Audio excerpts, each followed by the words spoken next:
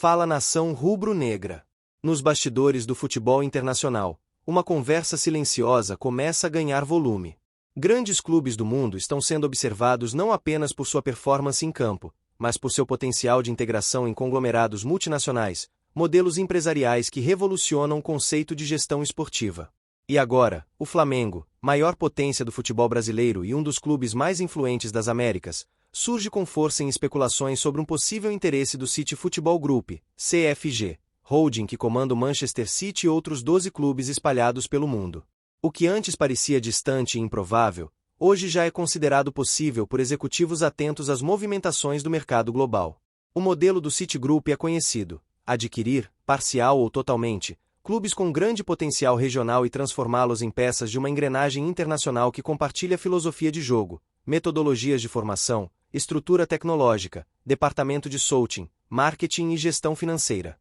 A holding já conta com clubes como New York City FC, Estados Unidos, Girona, Espanha, Troyes, França, Melbourne City, Austrália, Mumbai City, Índia, Palermo, Itália, e mais recentemente o Bahia, no Brasil. A entrada no país, aliás, marca um novo ciclo de investimento no futebol sul-americano. Mas se o Bahia representava, até aqui, uma aposta estratégica de base, com foco em revelação de talentos e estruturação de longo prazo, o Flamengo seria um movimento completamente diferente. Estamos falando de um clube com 45 milhões de torcedores, marca consolidada internacionalmente, base técnica formada, receita bilionária e presença contínua em Libertadores, Copa do Brasil e Brasileirão. Seria o maior ativo esportivo do grupo fora da Europa, e possivelmente o mais valioso, em termos de impacto de marca, se bem aproveitado.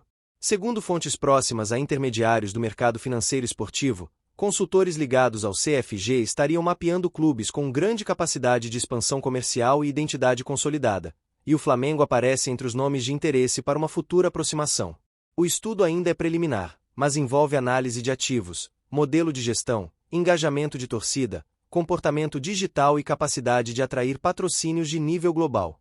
A ideia, inicialmente, não seria de compra total, mas de uma aliança estratégica ou participação minoritária, algo semelhante ao que ocorre em outras estruturas híbridas do grupo. O momento é propício. O Flamengo, embora não tenha declarado oficialmente interesse em virar SAF, Sociedade Anônima do Futebol, já iniciou internamente discussões sobre mudanças estatutárias e possíveis modelos de profissionalização e abertura de capital. Parte da diretoria defende que o clube mantenha sua essência associativa, mas busque parceiros estratégicos para projetos específicos, como gestão de base, expansão internacional ou captação de recursos para a infraestrutura. Nesse cenário, uma parceria com o Citigroup poderia oferecer ao Flamengo acesso a um ecossistema global de futebol, algo que nenhum clube brasileiro hoje possui em escala comparável. Significaria entrar em uma rede que compartilha informações técnicas, metodologia de treino, análise de desempenho, modelos de captação, uso de inteligência artificial no scout, além de facilitar negociações de atletas e integração de talentos. Um jovem da base rubro-negra poderia ser emprestado ao Girona para ganhar experiência na La Liga, por exemplo, ou treinar com o staff do Manchester City. E o contrário também valeria. Do ponto de vista da gestão, seria possível implementar ferramentas de compliance, governança e análise de dados utilizadas pelo grupo nos principais mercados. Além disso, a parceria poderia facilitar acessos a patrocínios internacionais, como Etihad, Puma, EA Sports e outras marcas que já têm relação com o CFG. Em contrapartida, o Flamengo contribuiria com seu peso institucional, seu alcance em mídias sociais e sua força de mobilização de torcida, especialmente no Brasil, um dos maiores mercados consumidores de futebol do mundo. No entanto, o tema divide opiniões. Há quem veja nesse movimento uma perda de identidade. Muitos torcedores e dirigentes temem que o Flamengo, ao integrar uma estrutura maior, perca autonomia em decisões técnicas, administrativas e até esportivas. Afinal, em conglomerados desse tipo, há uma hierarquia implícita. O Manchester City é a nave-mãe, e os outros clubes orbitam em torno dele. Seria o Flamengo capaz de manter sua soberania, sua filosofia, seu DNA competitivo dentro de uma rede global? Ou seria rebaixado o laboratório de testes para outros centros? Além disso, há o receio de que o clube seja usado apenas como ponte de transações. O Bahia, por exemplo, já levantou questionamentos por parte da torcida sobre o controle de contratações e sobre o verdadeiro nível de influência que ainda possui. Seria o Flamengo capaz de resistir a esse tipo de interferência? Ou a entrada de um grupo como o CFG significaria abrir mão do protagonismo por ganhos de curto prazo. Outro ponto crítico envolve a política interna do clube. O Flamengo é uma instituição com múltiplas correntes, grupos políticos e disputas internas. Qualquer tentativa de transformar o clube em SAF ou estabelecer parcerias desse porte exigirá a aprovação do Conselho Deliberativo, mudança de estatuto, plebiscito entre sócios e um alinhamento raramente visto na história recente do clube. Mesmo as movimentações mais simples, como novos contratos de patrocínio, já costumam gerar debates intensos. Uma mudança estrutural como essa seria um terremoto político. Ainda assim, os executivos ligados ao Flamengo reconhecem que o clube precisa dar o próximo passo em sua internacionalização. Já há um plano para fortalecimento da marca nos Estados Unidos, Europa e Oriente Médio, incluindo torneios amistosos, centros de experiência e até uma possível base de captação no exterior.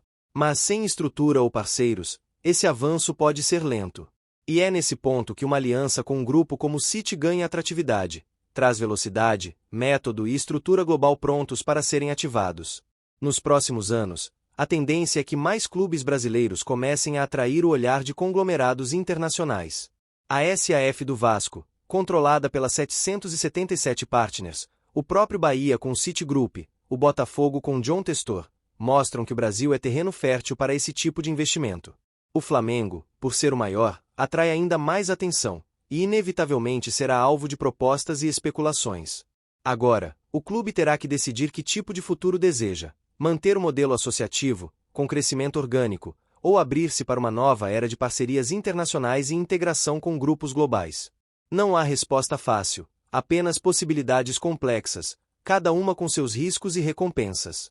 Na primeira parte, abordamos o interesse estratégico que conglomerados como o City Futebol Group demonstram por clubes com grande potencial de expansão internacional, e como o Flamengo se insere nesse radar como um ativo de peso. Agora, é hora de aprofundar os desdobramentos. O que realmente muda quando um clube entra nesse tipo de estrutura? O que o Flamengo teria a ganhar, ou a perder, se desse esse passo?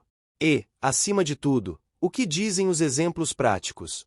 Para começar, é essencial entender que o modelo do CFG é muito mais do que investimento financeiro. Trata-se de uma rede de compartilhamento de know-how em quase todas as esferas do clube, da análise de dados até a formação de categorias de base, do marketing à medicina esportiva, passando pela inteligência de mercado e captação de talentos. O Flamengo, ao se integrar a esse ecossistema, se conectaria a uma infraestrutura multinacional já consolidada e com histórico de sucesso, especialmente no que diz respeito à gestão técnica. O Manchester City, como clube principal da holding, tornou-se exemplo mundial de eficiência esportiva.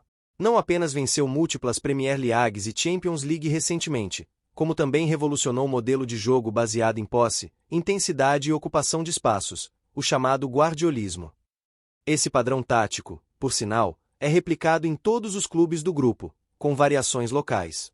No Girona, por exemplo, essa filosofia impulsionou o time ao topo da La Liga por boa parte da temporada 2023-2024, surpreendendo gigantes como Real Madrid e Barcelona. No Mumbai City, a aplicação do modelo rendeu títulos e crescimento técnico da Liga Indiana. O que aconteceria se essa estrutura tática e metodológica chegasse ao ninho do urubu? O Flamengo, que já conta com uma das melhores estruturas físicas do país, teria acesso a tecnologias de ponta, como softwares exclusivos de análise de desempenho, rede global de saltos, algoritmos para prever desgaste físico, e até sistemas de gestão de carga e recuperação usados pelo Manchester City.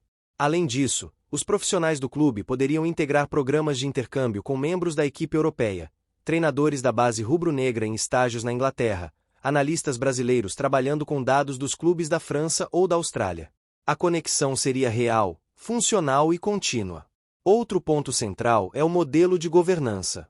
Um dos maiores gargalos históricos do futebol brasileiro é a instabilidade administrativa. O Flamengo, mesmo com avanços significativos nos últimos anos, não está imune a isso. Eleições a cada 3 anos, disputas políticas internas e influência de grupos associativos muitas vezes criam climas de incerteza. Dentro de uma holding como o CFG, o modelo muda completamente. Há uma governança corporativa com metas claras, prestação de contas, transparência e foco em resultados de longo prazo. A lógica do improviso e da política personalista dá lugar a uma administração empresarial padronizada. É verdade que, nesse modelo, o clube local perde parte de sua autonomia, e esse é o principal ponto de resistência por parte da torcida e de dirigentes mais tradicionais. Em clubes como o Troyes, na França, a influência direta do grupo foi visível. Decisões de contratação e venda passaram a obedecer uma lógica corporativa que nem sempre dialoga com o desejo do torcedor local. No entanto, o caso do Girona mostra um meio-termo possível. Ali, o clube espanhol manteve certa independência, com suporte técnico e financeiro do grupo, mas com decisões ajustadas ao seu contexto cultural e competitivo. No caso do Flamengo, a proporção muda completamente. Não estamos falando de um clube médio sendo absorvido por uma força internacional. O Flamengo é, por si só, uma das maiores potências do futebol mundial em termos de torcida, engajamento digital, títulos recentes e receita bruta. Seria, sem dúvidas, o maior clube da rede fora da Inglaterra. Portanto, qualquer eventual negociação precisaria respeitar esse peso, e a exigência rubro-negra nesse processo será fundamental. Não há espaço para submissão irrestrita. Se for para entrar, terá que ser como parceiro estratégico de igual para igual. Do ponto de vista de mercado, o impacto seria explosivo.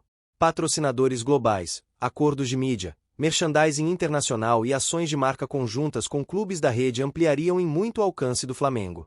Camisas oficiais com a marca do Citigroup poderiam ser vendidas na Ásia, nos Estados Unidos e na Europa como parte de uma estratégia de branding conjunta.